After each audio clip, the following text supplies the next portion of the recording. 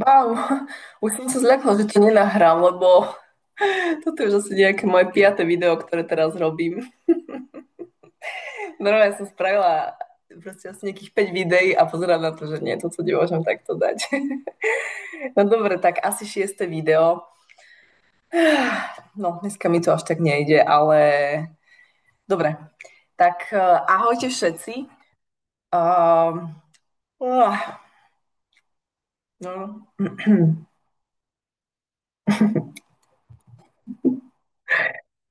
Tak, toto je také intro videjko k videu, ktoré bude za chvíľočku nasledovať. A je to video, ktoré sme robili včera, rozhovor, ktoré sme včera robili s kamoškou Martinou Turoňovou.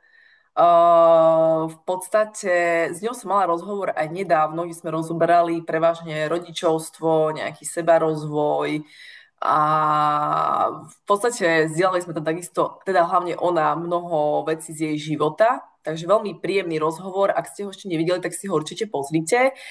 A v tomto videu, čo teraz nasleduje, mala byť úplne iná téma, ktorú sme chceli rozoberať. To si necháme na budúce, ale keďže sa okolnosti zmenili a Adam, synček Mati, jednoducho nechcel, aby sme asi nahrávali práve túto tému. Robím si srandu, ale možno nie. Tak sme si povedali, že však si dajme call a poďme sa porozprávať, že ako sa máme, čo je nové a uvidíme, ako to pôjde. No a vyzeralo to, že sa proste porozprávame a to video nebude, ale nakoniec sme sa začali rozprávať. Adamovi to asi dávalo zmysel, že tu bolo k veci, takže nás nechal a tým pádom ja som potom pustila play a video začalo. Čiže nie je tam žiaden úvod, aby ste chápali, že troška to začína, ako keby to bolo vytrhnuté z kontextu, lebo som to stlačila proste v jednej chvíli, ale ten rozhovor je super. Zdieľame tam naše nejaké zážitky zo života, naše vhľady, ako život vnímame, ako ho do nejakej miery žijeme a samé múdre veci.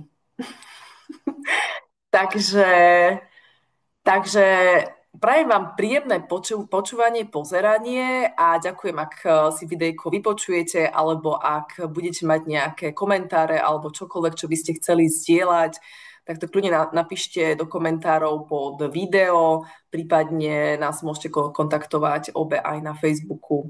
Samozrejme Maťu, ak by ste mali záujem o nejakú konzultáciu s ňou, tak určite sa nebojte a napíšte jej. Dala som to dnes. Dobre, tak prajem vám príjemné počúvanie. Tí 3D-čkoví ľudia a že budú to mať ako keby dosť ťažké a náročné, hej, tu v tej budúcnosti, lebo tie energie proste bude to celé troška ináč fungovať a ten starý systém sa bude čím ďalej tým viac rozpadať. A oni nebudú mať tie svoje kotvy, hej, to, čo proste fungovalo kedysi a budú ako keby strácať tú pôdu pod nohami a taktiež sa to odzrkadlí dosť na tom zdraví, hej. No, veľmi. A, a čo vlastne si hovorila, ja som presne pár dní dozadu nad tým rozmýšľala, ako si spomínala, hej, že neandertálec, že vlastne stále musel niekde ísť a niečo hľadať, hej, tú obživu tam vonku a nič nebolo tak pokope a po ruke a tak. A podľa mňa presne toto je to, čo my teraz nazývame to tým vystúpiť z tej zóny komfortu. Hej? Lebo toto, vlastne, že ty vylezieš v nejakej jaskine každý deň a nevieš, čo ťa čaká za kopcom a nevieš, kam ideš a nemáš GPS-ku a tak ďalej, to je presne to, ku čomu my sa teraz potrebujeme vrátiť. To je ten výstup z tej komfortnej zóny, hej? Že napríklad ty, že áno, necítim sa dobre v tejto firme, rozhodla som sa, že dám výpoveď. Neviem, čo budem robiť zajtra, neviem, ako dlho budem robiť, ako budem na úrade práce a tak ďalej, tak ďalej. A máš tam veľa toho, že neviem, ale jednoducho ideš za tým pocitom, že cítiš, že momentálne toto je tá správna voľba, hej, ten ďalší krok, ktorý máš spraviť a ideš potom, hej. Len A ten strach ja a tá neistota, vie, že to je to, čo má obrovskú silu pre ľudí.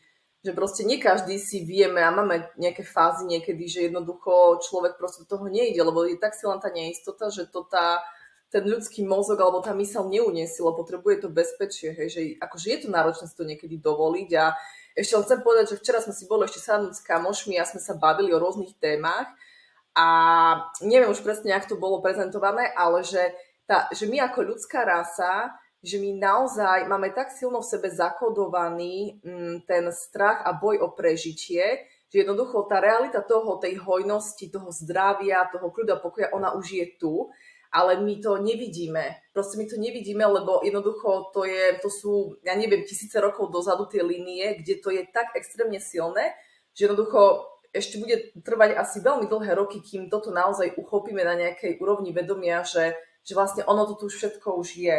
Že nepotrebuješ z toho strachu stále niečo, alebo z toho krča niečo tvoriť, alebo sa nejako správať, ale že sa do toho úplne uvoľní a poď, neboj sa. Ako ja v tej práci, hej. Toto neznámo, ja som už aj predtým vyskúšala, že skončím a ešte neviem, čo bude. Tak ale ako nejaká forma zodpovednosti musí byť, že buď nejaké peniaze usporené alebo nejaká iná podpora, aspoň nejakým spôsobom, alebo ak sa do toho človek možno vloží úplne a už len uvidí, čo mu život potom prinesie, že skúšať potom postupne niečo, hej. Ale čo som vám chcela povedať, že vlastne, že ja tiež to tak vnímam, že my sme tak silno, to máme v sebe ten strach, že síce to aj hovoríme a bavíme sa o tej úrovni vedomia a že čo je dobre, ako sme sa aj teraz hovorili o tých veciach predtým, ale, ale, ale to, z čoho reálne fungujeme, jak to máme naprogramované v sebe, tak to je silnejšie to podvedomie alebo to nevedomie. Áno, Že a tomuto neviem, jak tam sa povedať. venuje, tomuto sa reálne akože už vedecky výskumom venuje hlavne epigenetika, hej? Ktorá vlastne hovorí o tom, že ako sa to prenáša v tej štruktúre DNA z generácie na generáciu, hej? Mhm, mhm, A ja si dovolím tvrdiť, že jednoducho naozaj, že DNA, štruktúry, aj všetko jednoducho je energia. A tá energia sa dokáže transformovať. Čiže mhm, aj tie informácie, ktoré ty máš uložené v tom nevedomí, čiže v tele, sa dajú prepisovať. Hej? Napríklad, ja neviem, že ja použijem napríklad môj strach zo psov, hej? Že som mhm, sa narodila a bala som sa psov. Ale nie, že nie skutočne. Ja mhm, som mala proste 2 roky, išla som na prechádzku s rodičmi, hej, to mi mama hovorila, stretli sme maličké čierne šteniatko, oňuchalo mi nohu, ja som si o týždeň na to spomenula a začala som jačať, že mi treba odrezať nohu, lebo mi ju pes oňuchal, hej. mhm, A mhm, proste tak som sa bala psov, že neskutočne. A ja som vlastne ten strach akože dokázala prekonať, keď som mala asi 9 rokov a sme boli v Bulharsku na dovolenke v takých bungalovoch ubytovaní a mňa v kuse jeden pes prenasledoval. mhm, A ja som normálne nemohla ísť akože za ostatnými, lebo on ma čakal pred dverami a tak, hej. Som bola úplne panika, pláč, úzkosť, neviem čo všetko, až od vyčerpania som zaspala, ráno som otvorila dvere, on tam chrapal rovno pred našimi dverami, vieš. A potom mi otec hovorí, že proste pokiaľ sa ho neprestaneš bať, mhm, on bude za tebou chodiť. mhm. Hej? A ja, že ty kokos, a teraz akože čo, vieš, hej, že proste raz keď sa bojím, tak ako sa mám prestať bať, vieš. A nastala taká situácia, že vlastne ostatné deti akože začali nielen toho psa, ale asi aj iných tam boli krmiť ich tyčinkami, hej. Aha. A ja pozerám a si hovorím, že ty kokso, no tak ich nezožral, hej, ruky majú celé, proste všetko toto, hovorím, tak ja to vyskúšam, hej. Tak som zobrala proste tú slanú tyčinku, dýchala som normálne zhlboka, som ho podala, ten pes Mhm, ju zožral a ja že, fú, vieš, opadlo to zo mňa, hej, nezjedol ma, aha, pozri sa, ja žijem, celá som a tak ďalej, vieš. A opoje, vieš, také, že a teraz mám normálne zimom riavky, keď to hovorím. A ten pes sa na mňa pozrel a sa otočil a odišiel. mhm, A odvtedy proste tie zvyšné dni mi dal pokoj, hej. mhm, A, neviem, či to bolo včera alebo predvčerom ráno, počúvame v rádiu detské rádio a Roman, teraz si nespomeniem na jeho druhé meno, tu v Košiciach funguje, má Haligandu, pracuje celé roky s deťmi, hej, a nahráva kadejaké veci a divadielka a tak ďalej. A vlastne strach je len ako keby taká zastena toho, čo nepoznáme, hej? mhm. Že vlastne pretože to nepoznáme, tak akože sa toho bojíme, lebo nevieme, čo to je. A on ako keby tak radil aj tým detičkám, že ja som si to normálne napísala, že najlepší spôsob, ako sa nebať, je spoznať toho, čoho sa bojíme. Hej? A že zobrať za ruku nejakého kamaráta alebo svojich rodičov, ktorí nám vlastne s tým pomôžu. Hej? Mhm, mhm, Čiže nejaký taký konkrétny príklad napríklad uviedol, že keď sa niekto bojí tmy, hej, tak že rodič to dieťatko normálne zoberie za ruku, je večer, je tma, poď ideme vonku, aha, pozrieť sa, tu sú hviezdičky, proste tu na, keď niečo zašuchoce, to sú len listy, tam môže byť, ja neviem, nejaká myška, mačka a tak ďalej. Proste, že vidíš, že tu som s tebou, všetko je v poriadku, nič sa ti nestane.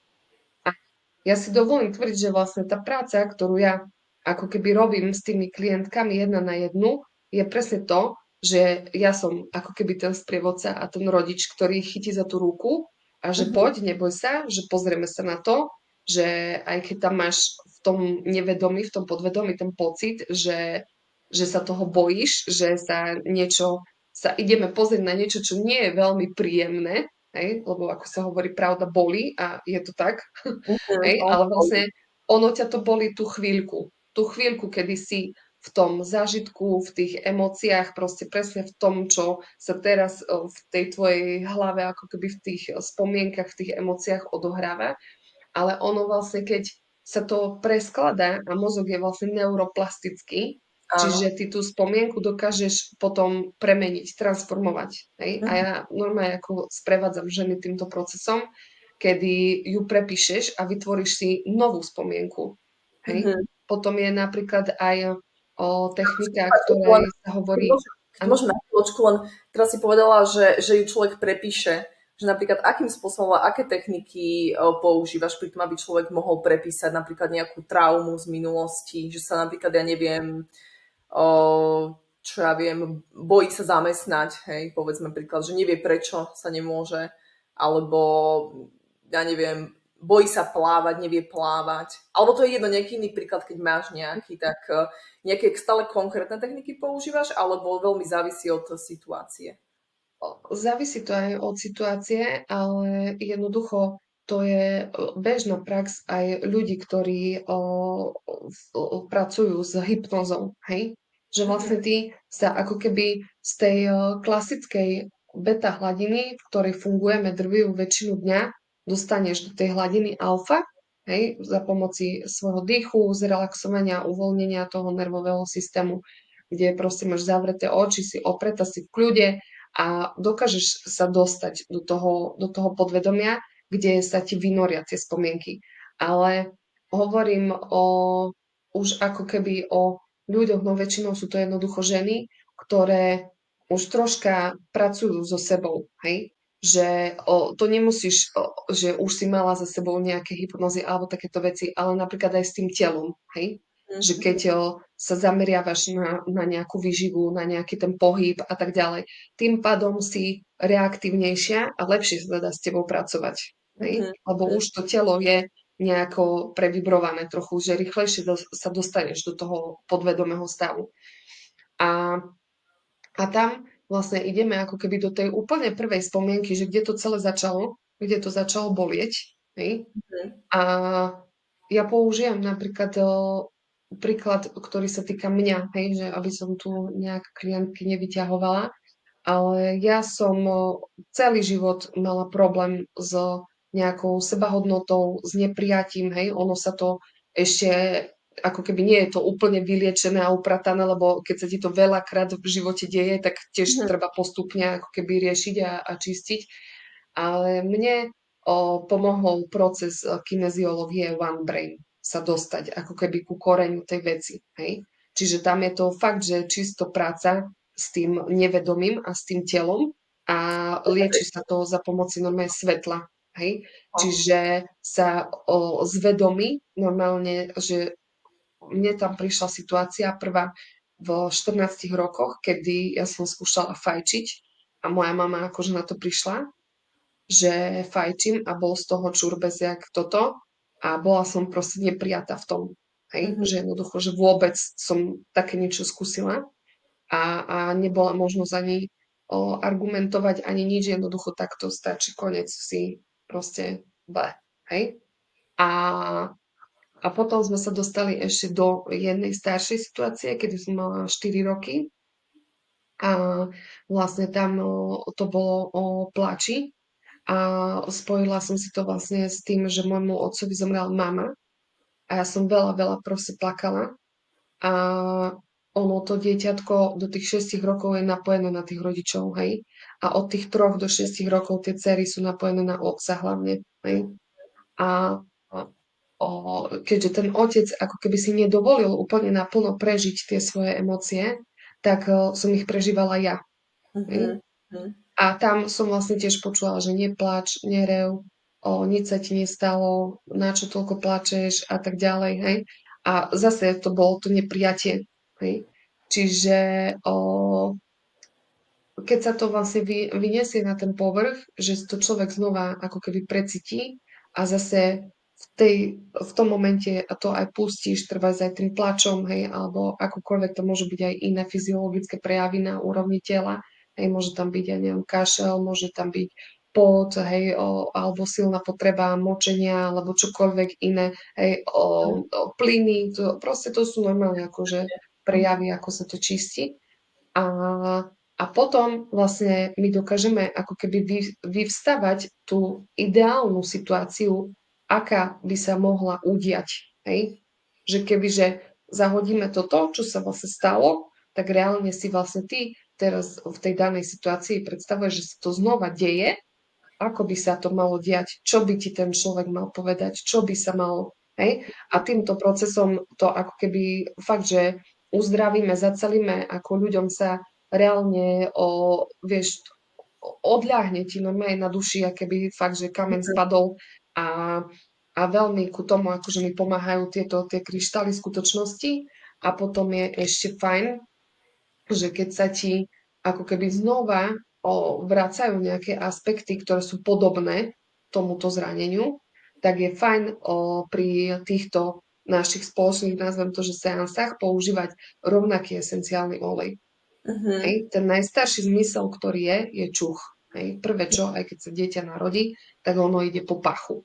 Údajne vlastne aj mlieko vonia podobne ako plodová voda, čiže to dieťa ide po pachu. Hej. Ten zrak sa vyvíja ako ďalšie nejaké 3 mesiace, takisto hmat, hej, dosť dlho proste trvá, dokiaľ toto. A čiže prvé, čo funguje, je vlastne čuch, sluch a chuť. Hej. Áno. A Takže je fajn ako to spájať, že používaš rovnaký esenciálny olej a napríklad, keď už ideš do nejakej situácie, poviem, že ideš sa konfrontovať so zamestnávateľom alebo s kolegom alebo niečo a máš strach, že budeš neprijatá, tak už rovno si môžeš zobrať ten olej, nakvapkať si ho do dlani, pošúchať dlane o seba a urobiť si takú striežku na nose a nadýchať sa a ešte použiť ku tomu nejakú afirmáciu. Som prijatá proste presne v tých emóciách, ktoré cítim, v tom pohľade, ktorý teraz akože proste prežívam v tom, čo chcem vyjadriť, povedať, odovzdať a tak ďalej. A toto, keď sa tak troška nadýcháš, predýcháš tým a tak z tohto priestoru, toho presne, že uvoľnenia a toho pokoja, to ideš riešiť, tak tá reakcia toho druhého človeka bude úplne iná. Veru, že áno. Ja keď som to teraz mala takto s rodinou, že sa moje rodinné vzťahy tak riadne premlali a proste s otcom som sa pochytila, s mamou, brat sa mnou nerozprával, druhý potom tiež prestal a trvalo to proste nejaký čas a ešte aj svadba nás čakala, akože brat, samozrejme som šla na svadbu, lebo sa ženil. Ale až keď som naozaj všetko pustila, že som povedala, že nechávam to celé úplne takto, nebudem riešiť, prečo som ja tá zlá, prečo sa so mnou nerozprávajú, prečo im nejaké veci vadia, nebudem ich svojej mysli nejako obviňovať alebo hovoriť si, že veď on je taký, on toto robí a tak ďalej. Nebudem si vymýšľať nejaké scénáre a fungovať z nejakých starých presvedčení. A fyzicky sa dostavím na svadbu do Košic z Bratislavy, kde som mala tiež čo robiť, som to predýchávala, ale tak Vládko priateľ, keby tam nebol, tak už som späť v Bratislave, takže ma tam podržal. A reálne ja som sa s nimi stretla, s mojou rodinou aj so širším okolím a my sme sa nebavili. Hej, oni ma úplne, že proste nič, ako keby som tam nebola, ale chceli, aby som prišla. To bola také veľmi zvláštna situácia, čo až nedá pochopiť. A ja som najprv potrebovala dať preč ten odpor. Lebo keď je nejaký odpor, tak potom veci naozaj nefungujú. Čiže odpor a strach z toho odmietnutia veľkého silného, že tam nemám byť a chcela som odísť, tak som to proste postupne púšťala, naraz to nešlo. A keď som sa s nimi tam aj stretla a videla som, že vlastne sa tam vôbec nerozprávame len s inými členmi rodiny, tak som sa začala cítiť lepšie v tom, že vlastne som ich neriešila. Vôbec som nevyhľadávala som spoločnosť svojej najbližšej rodiny, uvoľnila som sa, začala som sa akože zabávať, baviť sa s ostatnými a tak ďalej.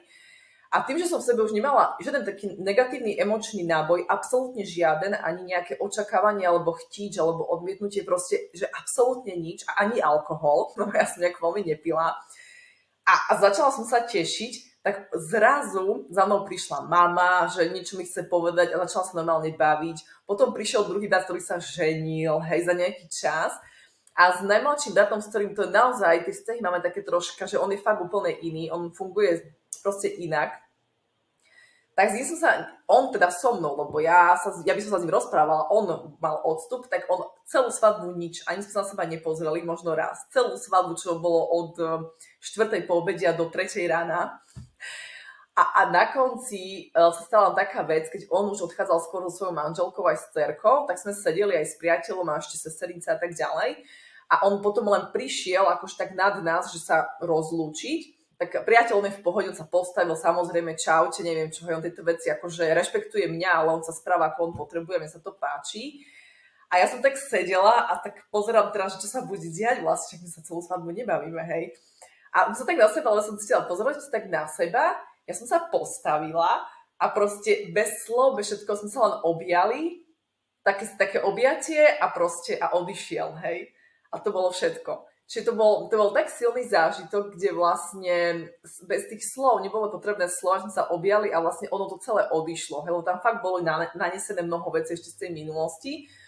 No a potom s odstupom času aj po svadbe sme sa už nejako začali kontaktovať podobne a už teraz tie vzťahy sú úplne iné. S oboma bratmi, s maminou a s otcom takisto, to je taká iná etapa zase, ale už aj s otcom vlastne. Hej, tam som si tiež potrebovala, to bol tá mužská taká strana, kde som ako keby cítila také obrovské neprijatie a taká tá nezdravá mužská energia, kde len ja som tu, ja rozprávam, ja sa prejavujem a ja ako dcera, žena som sa cítila taká úplne, že OK.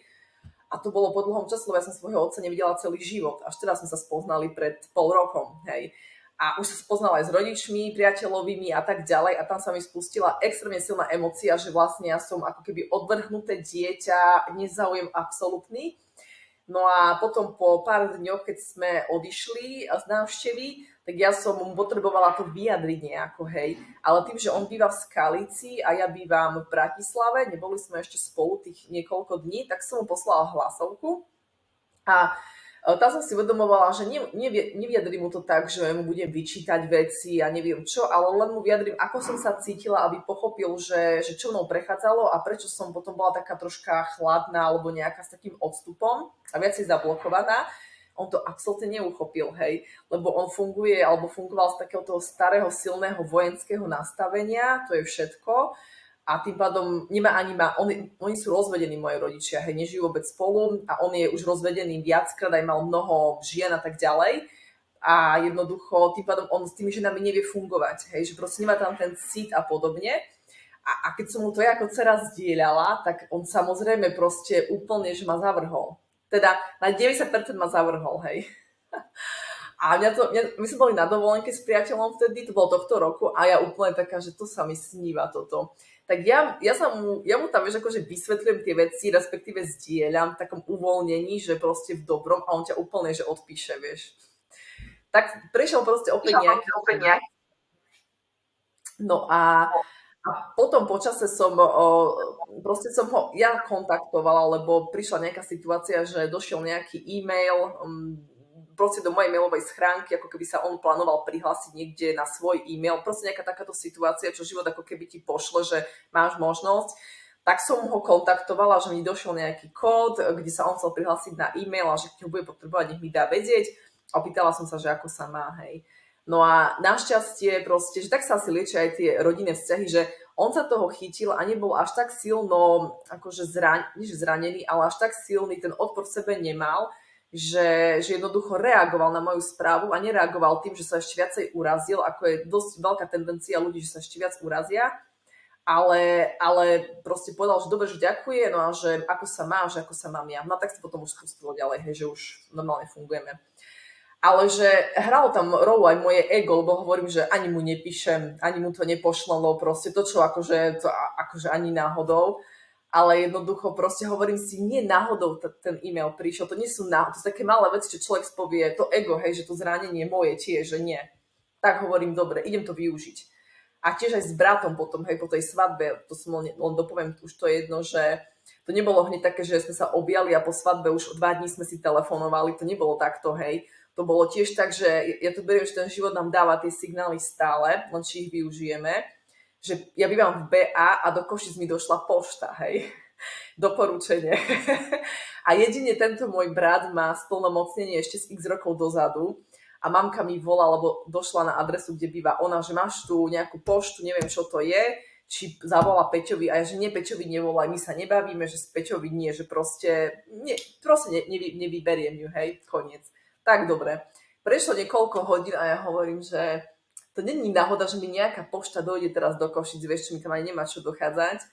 A tak potom som mu napísala, s tým, že som ho len poprosila o túto vec a mňa veľmi prekvapila jeho reakcia, že on už nebol taký ten odutý, taký, že proste sa hnevá, neviem čo, ale že áno, jasné, že pôjdem, vybavím, že OK.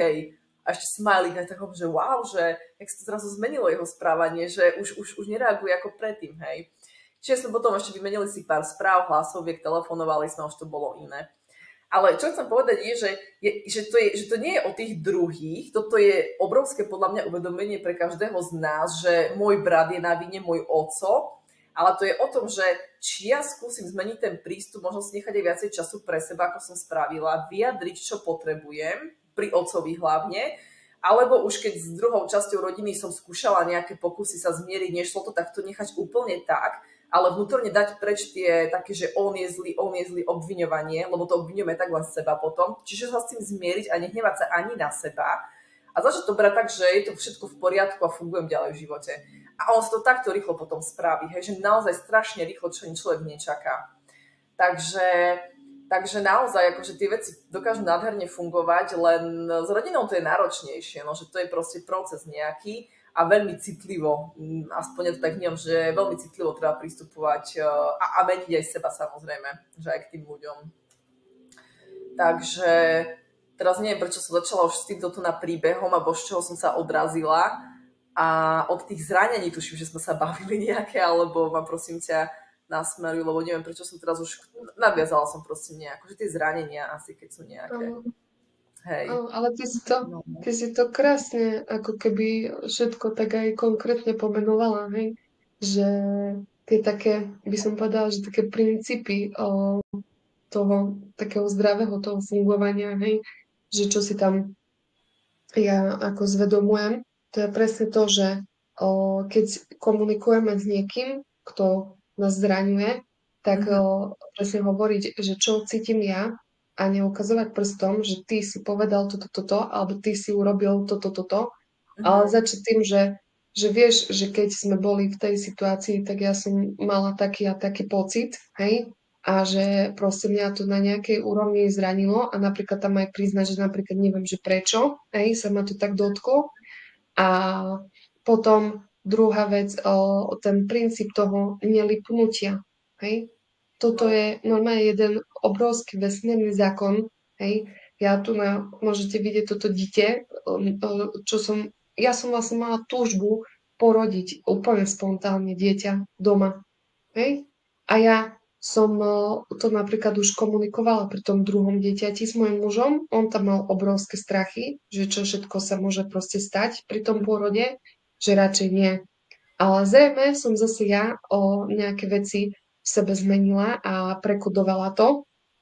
A v januári som mu proste povedala, hovorím, že iba ti to chcem povedať. Hej? Že ja si viem predstaviť, že normálne, že tak ako sme všetci doma, že to dieťatko tu doma sa narodí, že potom mi zavoláš sanitku, že nás zoberú do nemocnice a tak o 3 dní domov, sa vrátime domov a všetko pôjde.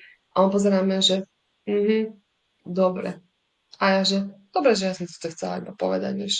Mhm. A proste nelipla som na tom, aby sa to tak stalo. Hej. Mhm. Dokonca som začiatkom marca bola hospitalizovaná v nemocnici so žlčníkom, hej, čo sú akože tie veci, čo sa týka toho nepriatia, toho hnevu sama na seba a tak ďalej, to sa tam zbiera v tých kamienkoch, v tej hmote.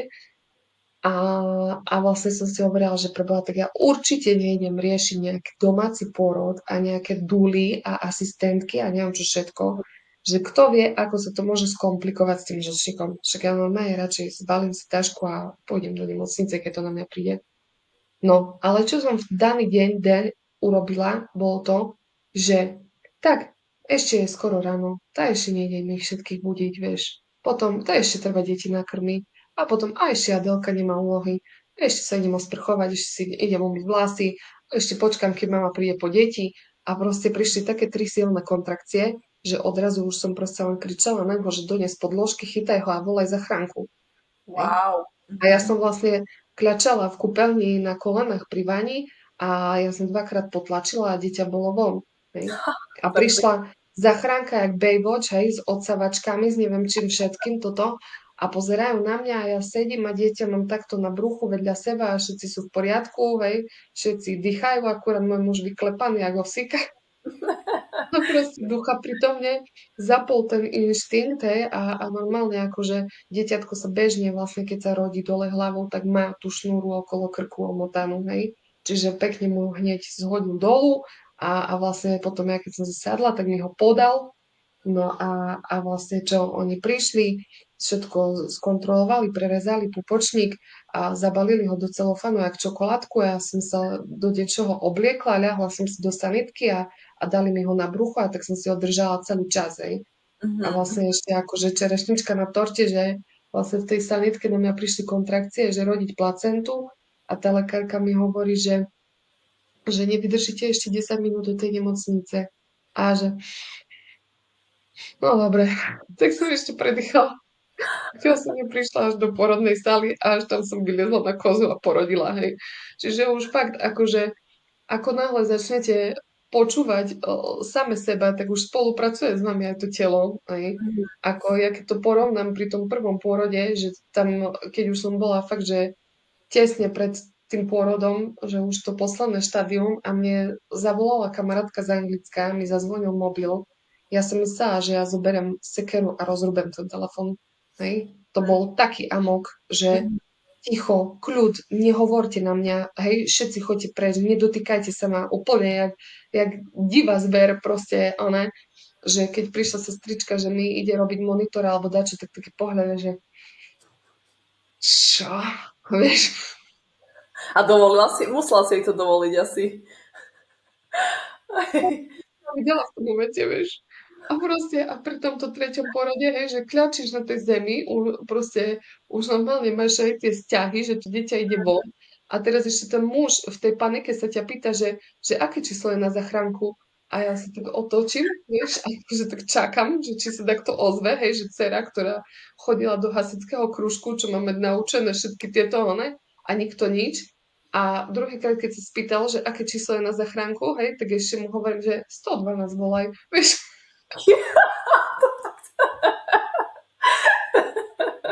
proste rodíš, vieš, mu, hej, volaj zachránku, dones podložky, chytaj ho, neviem, čo ešte odpoveda, že 112 volaj. Jo, A tak, asi tak si že, furt ešte. Asi ešte šla tam. že som si mohla selfiečko spraviť.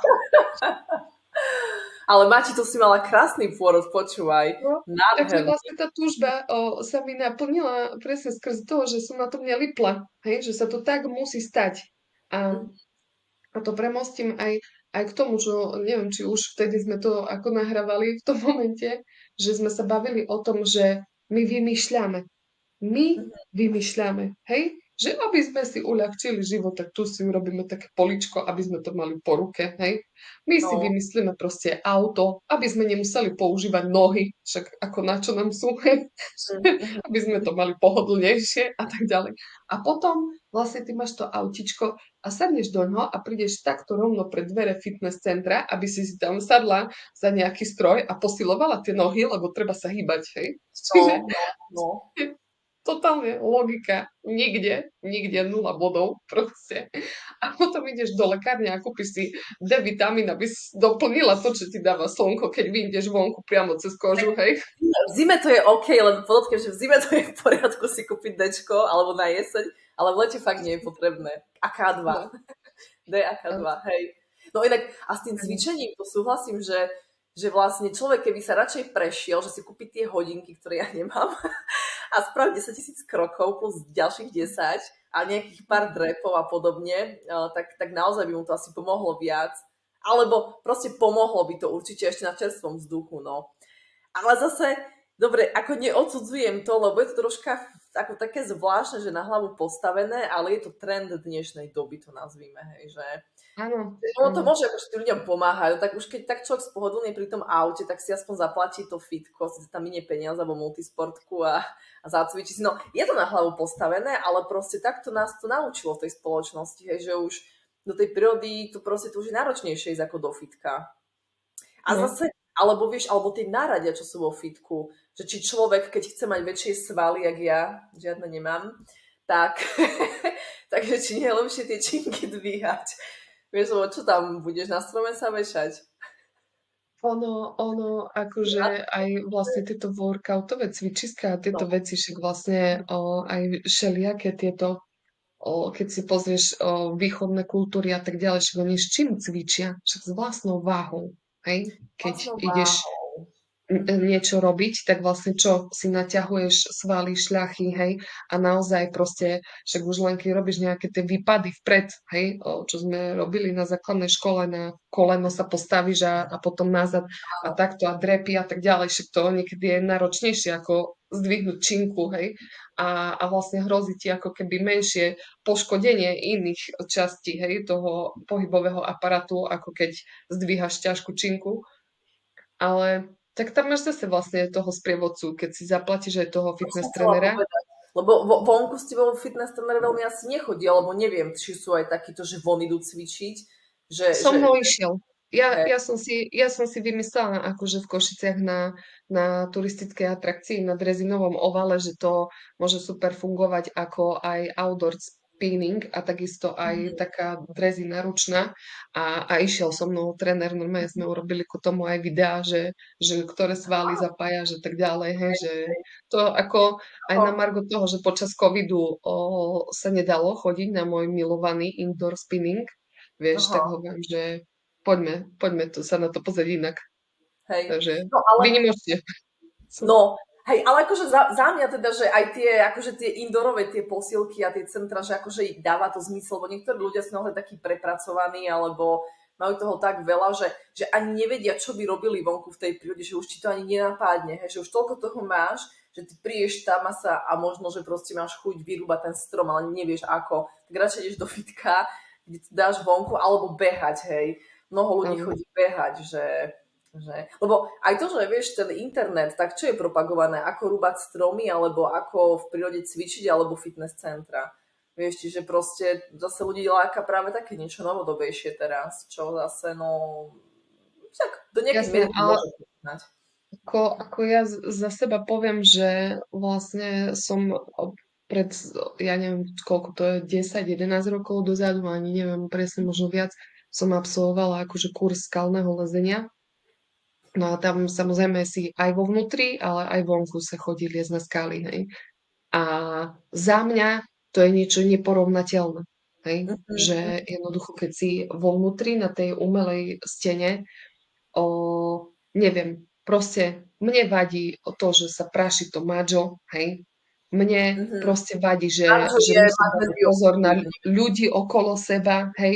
Že sme tak zhustení na tej kope a tak ďalej. Proste hluk, hej? A všelijaké proste takéto aspekty, ktoré mi tam idú na nervy. hej, že preto tam ani nechodím vlastne na tú umelú stenu, ale Mhm. ako náhle sme proste boli vonku, tak to je proste niečo neopísateľné, že fakt si prežiješ ten moment, kedy nemyslíš na nič iné, iba toho, že kde sa chytím a kde stúpim, aby som prakticky nedrbol, hej, a aby som sa Áno. dostal vyššie. A Mhm. toto je podľa mňa taká psychohygiena, že vieš, lebo to mám ako keby na tej umelej stene, že mám ďalšie tieto, že musím dávať pozor na to, na to, na to, na to, hej. A keď si von, tak máš väčší ten priestor, hej.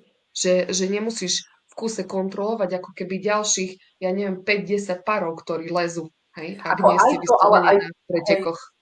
hej, ale aj to, že tá príroda ťa celkovo ukľudňuje a zrelaxuje, hej, že, lebo tam sú Veď, niekedy let, lebo ja som tiež liezla, kedysi kurz nemám, ale liezla som tiež 3 roky, ale že ono, ty môžeš zhodiť kameň a tak, ale už to neriešiš, ale podľa mňa tie stromy, tá príroda, ten vzduch, to všetko dokopy, tak to ťa proste tak úplne nejako sprítomňuje. Hej, mi to veľmi pomáhalo v tej prítomnosti, presne, že a dávaš výkon vlastne potom nejaký.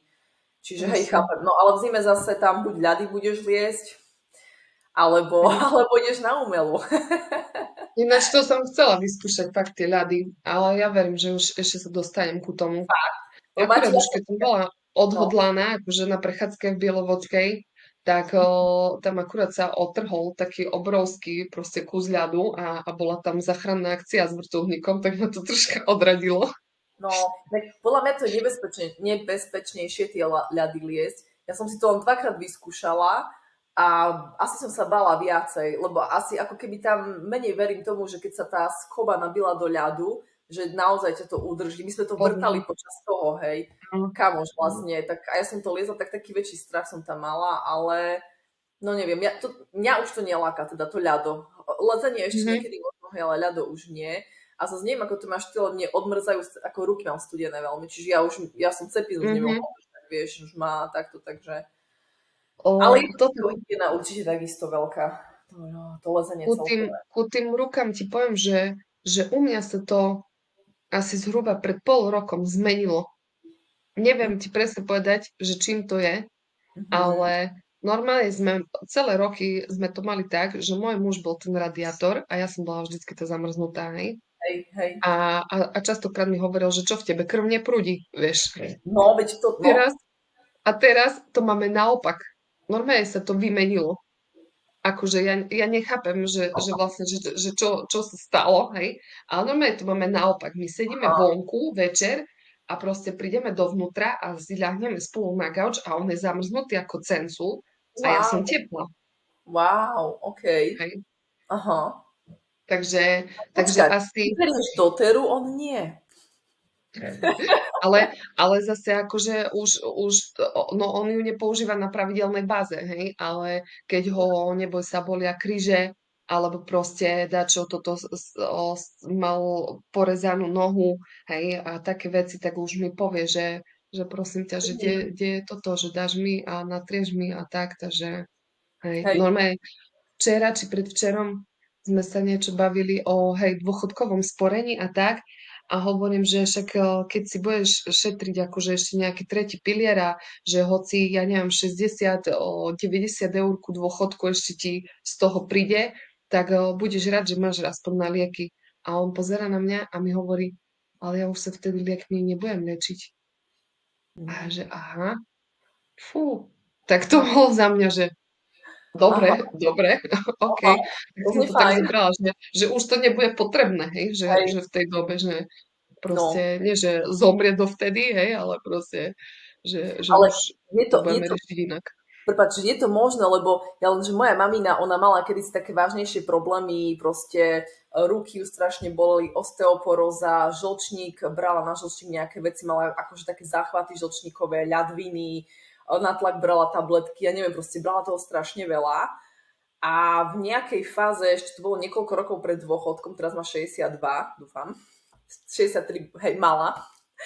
No a v nejakej fáze pred dôchodkom, niekoľko rokov proste, už ju tak boleli kolena a tak ďalej, že už nevedela, čo má robiť, tak ja som jej odporúčila ešte Alavis Triple Blend, proste taký, že konský prášok, ja som kedysi behávala A ona ako keby začala potom viacej dôverovať, je to o tej dôvere aj, a púšťala to, že musí mať takú tabletku, takú, čo mi lekár dal, ja neviem čo všetko. áno, A áno. začala púšťať tie tabletky, lebo začala dôverovať a videla na mne, že mne to pri behu pomáha na tie chrupávky, hej.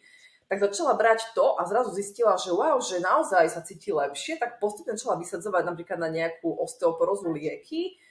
A potom proste hovorím, že mám vitamíny nejaké také kvalitné a minerály a ona, že tak začne tiež nejaké brať, čo som jej odporúčila a to je proste v tej hlave, že ona tomu aj uverila, aj cítila, že to pomáha a prestala sa bať toho, že to, čo lekár povedal, musí platiť a musí to brať do konca života, ako jej povedali, hej. Ona to nechala, začala brať nejaké len doplnky bez tej chemickej nejakej liečby a tabletok a naozaj teraz je už na dôchodku a neberie nič, už ani ten Alavis, ale proste nejaké minerály a vitamíny sem tam si dáva a Mhm. tak ďalej, hej.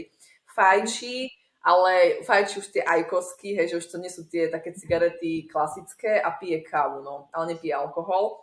Čiže vlastne ani tá životospráva nie je úplne najlepšia, ale nie je už nič také, hej, že sem tam nejaká Mhm. bolistka, niečo, ale že naozaj to dokázala takto pustiť. Mhm. Čiže to, čo si povedala, čo povedal tvoj muž, tak sa mi veľmi páči a ja verím tomu, že keď takto človek zmýšľa už teraz, ale asi musí preto aj niečo robiť, no podľa mňa určite musí preto niečo robiť, tak Tak naozaj sa to dá, aspoň do nejakej miery, že proste ten človek môže byť relatívne zdravý. Len, akože no, podľa mňa to sme zase ako keby pri tom, že fakt také, ako ty si aj hovorila o tom, že vlastne pustiť to, hej, pustiť jednak tie presvedčenia a jednak tú kontrolu a jednak tak tie scenáre, hej, ktoré si my veľakrát akože radi robíme. A vlastne ty už ako náhle presne ako si povedala o tej mame, nahlodáš tú myseľ, hej, že vlastne, že neveríš celkom tomu, čo ti ten lekár povedal, že do konca života musíš brať tieto lieky, lebo ináč ti nebude lepšie, hej, no, tak už ako náhle spochybníš ten vzorec tej ultimátnej pravdy, už si na dobrej ceste akože zmeniť reálne niečo, hej. Lebo ja poviem, že môj muž, sme spolu vlastne 9 rokov a jemu počas toho odišli migrény, mhm, odišli mu normálne také tlaky v hlave, lebo on je veľmi vysoký a vždy, keď sa akože zohol alebo niečo, tak proste cítil nejaké také pnutie. Potom mal aj nejaké ako keby také bušenie srdca. Potom mal, teraz neviem, či sa to volá psoriaza, alebo že také, sa ti robia také šupiny proste na koži alebo vo vlasoch, hej. Aj mhm, v reklamách chodia nejaké prípravky na toto proste. Tak sa mu to prestalo robiť, hej. Čiže ono, tam je za tým toho veľa, že ako my aj navzájom, akože tým kontaktom, tým normálne aj liečením, dotykom, hej, aj tým, ako celkovo proste sme nastavení, ako prežívame ten deň, v akom prostredí sa nachádzame. mhm, A presne, mhm, že či máme to také podporujúce prostredie okolo seba, hej, že to ideme cez prírodu, cez svetlo, cez ľudí, cez proste je toho veľmi veľa tých aspektov a presne cez tú obživu, hej, našu, že no, nie potraviny, hej, keď si dáme preč P, sú to otraviny, ale no, proste akože toho je fakt, že veľa a to je téma ono toto. preskladať to, ako Mhm, keby preskladať to celé, ono to určitú dobu trvá. Ale ja som takisto akože chodiacim dôkazom toho, že mne na začiatku tohto tretieho tehotenstva úplne dobre, že nevynadala ako táto endokrinologička, že mhm, vlastne, že ako to, že som prišla až v nejakom treťom mesiaci a ako to, že neberiem určitý liek a tak ďalej, že keďže som tam bola pred rokom a tak ďalej, bla bla bla. A ja hovorím, že ja som tie vaše lieky vysadila po 1,5 mesiaci, ako mhm, ste mi ich prepísali, hej, ešte rok predtým, než som otehotnela, že to vôbec neužívam. A už scenári, že teraz vieš, že čo všetko dieťa, ono bude poškodené, neviem čo, bla bla bla bla bla. Potom ku gynekologičke som prišla, tá tiež úplne oči takto von z jamiek a že ani si to nerozmyslíte, ani to nezačnete znova užívať a že nie. A mhm, urobila som vlastne to, že som si začala všímať a vnímať, ako ma vedie dcera, hej, 8-ročná už teraz, mhm, že sme išli spolu na nákup do potravín A ona, že ona chce lososa. Len dám si s tebou. Mhm. Ona z ničoho nič proste intuitívne prišla ku nejakému regálu a že mamka, kúpme si túto morskú soľ, hej?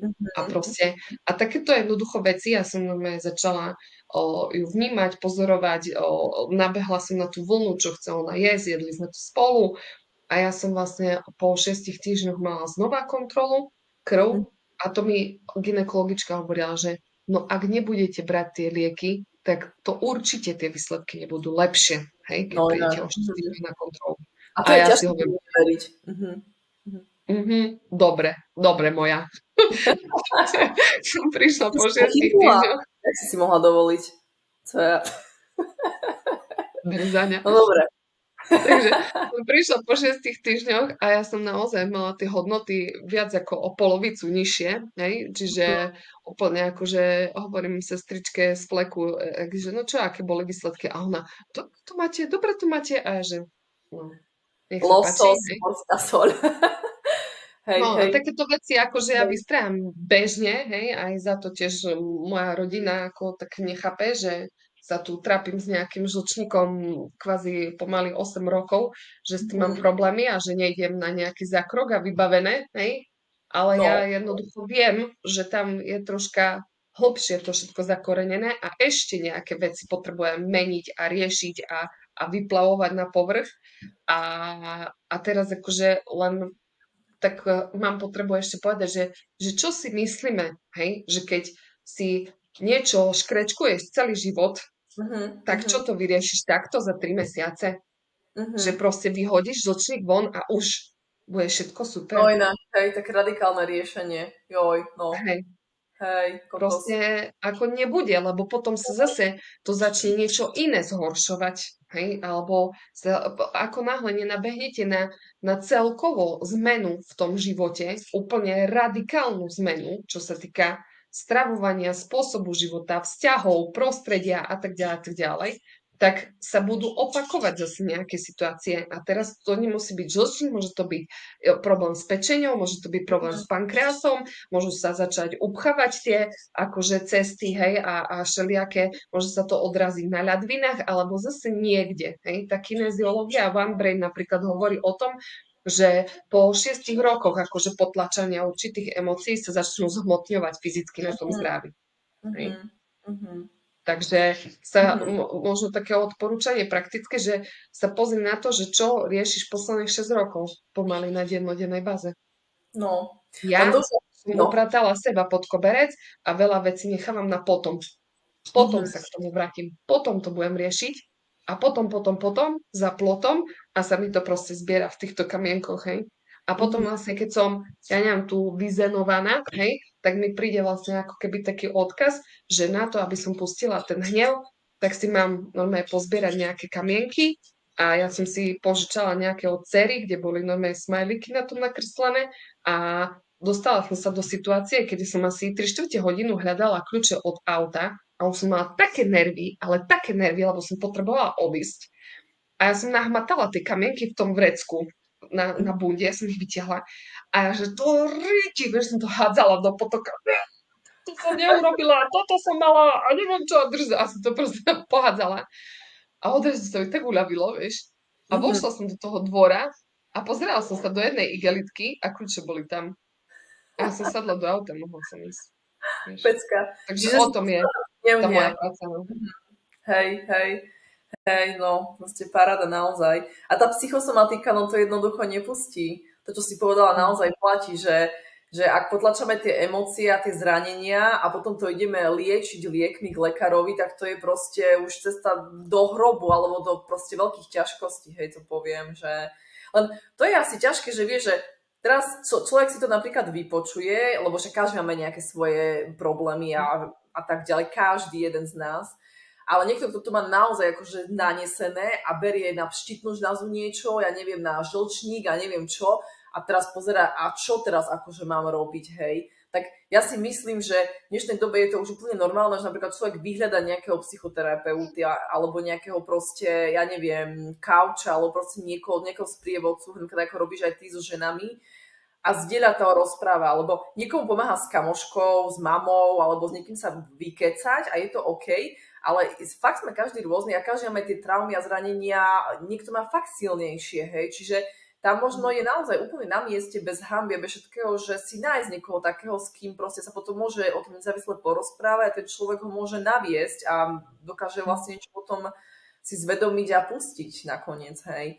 Len tam asi je dôležitá tá ochota chcieť zmenu. A možno my ľudia to máme tak v sebe, že my tie zmeny, ako keby to pohodlie nás drží, alebo strach z tej zmeny. Dokonca strach, alebo ešte aj to, prepáč, poviem, že my sme si už tak zvykli na tú bolesť, čo som aj čítala, aj počula, aj si to uvedomujem sama na sebe niekedy, že my to už berieme, že to je prirodzená súčasť života, že mám choré telo, že sa cítim zle, že psychicky ma deptajú. A to tak som sme na to naučení, že vlastne také niečo, že dopriať si nejakého terapeuta alebo ísť proste niečo robiť so sebou, zmeniť životný štýl, to je niečo také, že vlastne to už nechcem. Lebo jednoducho tomu neverím, že to je možné a tam je to súvisí aj s tou zodpovednosťou, potom prevziať za to zodpovednosť, hej, že už nebyť v tej roli obeti, ale naozaj zobrať zodpovednosť a idem si nájsť psychoterapeuta napríklad, hej.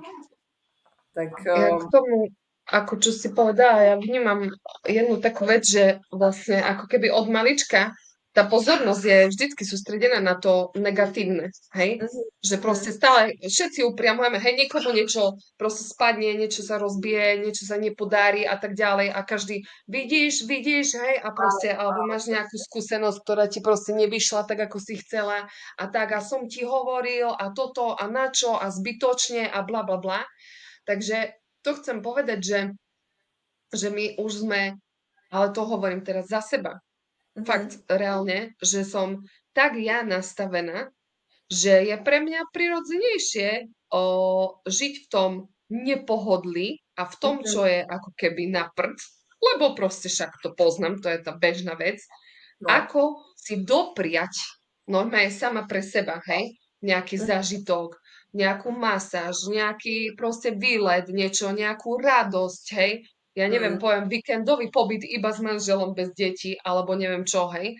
To je absolútne niečo neštandardné, nepripustné, nepriateľné.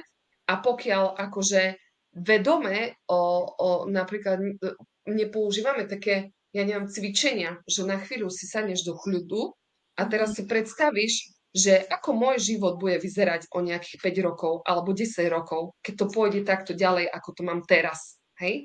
A môžeš si to rozložiť na tie aspekty, že ako asi bude vyzerať náš vzťah s tým partnerom. Hej? Keď proste takto si na seba nenájdeme čas a vždycky na prvom mieste budú deti. No. Napríklad. Hej?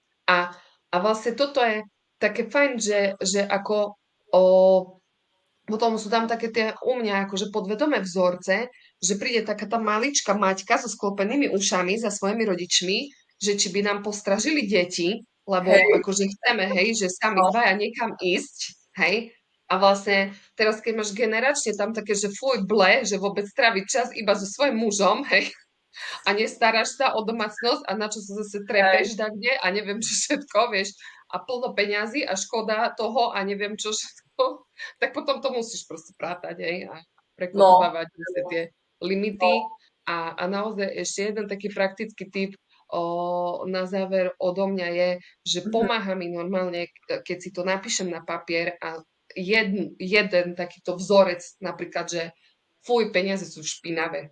Hej? Toto som počúvala. Skoro si chodím myť ruky, lebo sú špinavé tie peniaze. Fuj. Hej? A si to napíšeš, že toto som proste počúvala a normálne to vedome necháš spaliť v ohni. Hej? Že toto ďakujem proste s úctou, už nepotrebujem proste, aby tento oheň to transformoval, to zhorí a môžeš si jednoducho zobrať druhý papierik a na ten papierik si napíšeš, že peniaze sú čisté, sú mojimi podporovateľmi na mojej ceste, vždy tu pre mňa boli. Hej? A tento papierik si proste poskladáš a napríklad ho zasadíš do zeme, alebo ho položíš len pod nejaký kameň, keď máš doma nejaké minerály, polodrahokamy, proste ako keby si to proste zasadila, uzemnila, hej. A toto je moje nové presvedčenie, hej, ktoré som nahradila. Hej, úžasné. A ešte možno len to mi napadlo, keď si teraz vravela, že aj to, aké slova používame, že niekedy si neuvedomujeme, že počas dňa rozprávam niekomu niečo a rozprávam o peniazoch a použijem Áno, tam, ja neviem, príklad, že mne stačí aj tak len toľko, nemusím mať viacej. Hej, že vlastne ja sa týmto programujem nevedome, že to, čo som sa naučila v minulosti, používam stále. Teraz nemám o sebe, áno, ja to nehovorím, áno, ale naozaj počúvam u ľudí, že takto rozprávajú a ani si to neuvedomujú, ale však to je len zo srandy. Ale jednoducho presne, vesmír reaguje na to, čo poviem a to, čo poviem, áno. tak to sa mi deje v realite. A tým pádom Presne. A ešte čo si myslíš, hej? Lebo čo si myslíš, to hovoríš a tak konáš, hej? A presne to sa ti vracia. no, No. inak je to akože škola riadna, ale sme v tom v podstate slobodní, že len si to uvedomovať nejakým A spôsobom, lebo trénovať. je veľa a Trénovať pravidelne. hej, ja sa vráť učiť sa, no. Máti, tak ja som taká rada, že sme sa Už stretli. ideme papať. Hej, hej, no ahoj Adam. Ďakujeme. Ďakujem aj ja a chcem ešte povedať aj divákom, že vlastne my sme začali už totižto skôr sa rozprávať, ale neboli sme presvedčené o tom, že chceme spraviť podcast. A Mati, ja v nejakej fáze, ak si ty začala niečo hovoriť, potom tak ja som to spustila a začalo to bežať, hej. Čiže ten začiatok bol zase iný, ale tak toto je ten podcast, ktorý sme absolútne dnes neplánovali, čiže ono to už je nahraté vlastne. A malo to byť na tému, o ktorej Maťa bude hovoriť na budúce, tak to necháme potom na ďalšiu tému a toto bol taký vlastne voľný rozhovor, kde sme si pozdieľali a takisto sa chcem poďakovať aj Adamovi, lebo vlastne to bola taký jeden z dôvodov, prečo sme zvažovali, či vôbec spustíme play. A nakoniec Adam sa nejak proste dovolil to, alebo mu to dávalo zmysel, že asi tie dve budú o niečom normálnom hovoriť, nechám to tak. Ja neviem. Že Adam, díky pekne a vie presne, kedy máme končiť, lebo už je skoro hodina. Nech tie deti sú super, taký sprievodcovia takisto, veru. Ale treba im dať najesť. Áno, áno, uspokojiť základné potreby, takisto Hej, ako nám, aby sme toto, potom mohli byť uvoľnení, mhm, spokojní, kľudní a vlastne konať aj také to veru, všetko, veru. o čom sme No, sa bavili. tak, Takže no. ďakujem, Jani, a prajem všetkým príjemné počúvanie a pozeranie. Ahoj.